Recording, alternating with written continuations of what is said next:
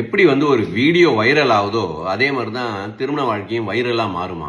அதுக்கு மூணு விஷயம் இருந்தால் போதும். அந்த 3 விஷயம் என்ன அப்படின்னா, முதல்ல வேல்யூ இருக்கணும். அந்த வீடியோவில் வேல்யூ இருந்தால் தான் நீங்கள் ஷேர் பண்ணுவீங்க. அதே மாதிரி தான் திருமண வாழ்க்கையிலையும் அந்த வேல்யூ இருக்கணும்.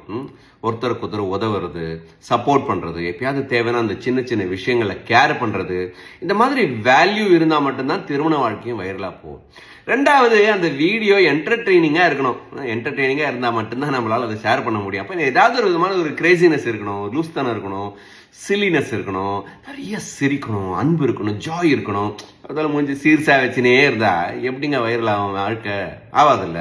மூணாவது, அந்த வீடியோ நீங்கள் எப்போ ஷேர் பண்ணுவீங்க? உங்கள் ஹார்ட்டை டச் பண்ணாதான், அது எமோஷனலாக இருந்தால் மட்டும்தான். அதே மாதிரி தான் திருமண வாழ்க்கையிலையும் எமோஷன்ஸை ஃபீல் பண்ணணும். ஒருத்தர் அந்த லவ்வை ஃபீல் பண்ணணும், அந்த ரெஸ்பெக்டை ஃபீல் பண்ணணும், அந்த ப்ரொடெக்ஷன் அண்ட் செக்யூரிட்டியை ஃபீல் பண்ணணும். ஸோ இந்த 3 விஷயமும் திருமண வாழ்க்கையில் வேல்யூ, என்டர்டெயின்மெண்ட்டு அண்ட் எமோஷன்ஸ் இருந்தால் வீடியோ எப்படி வைரலாக பத்திக்கின்னு பரவுதோ அதே மாதிரி திருமண வாழ்க்கையும் ஆனந்தமாக வைரலாக பரவும். இல்லைன்னா என்ன ஆகும்? இதில் ஏதாவது ஒன்று குறைஞ்சா கூட கம்மியாயிரும். மொத்தம் 3 அவுட்டுன்னா என்ன ஆகும்னு உங்களுக்கே தெரியும். நீங்கள் என்ன நினைக்கிறீங்க இந்த எக்ஸாம்பிளை பற்றி?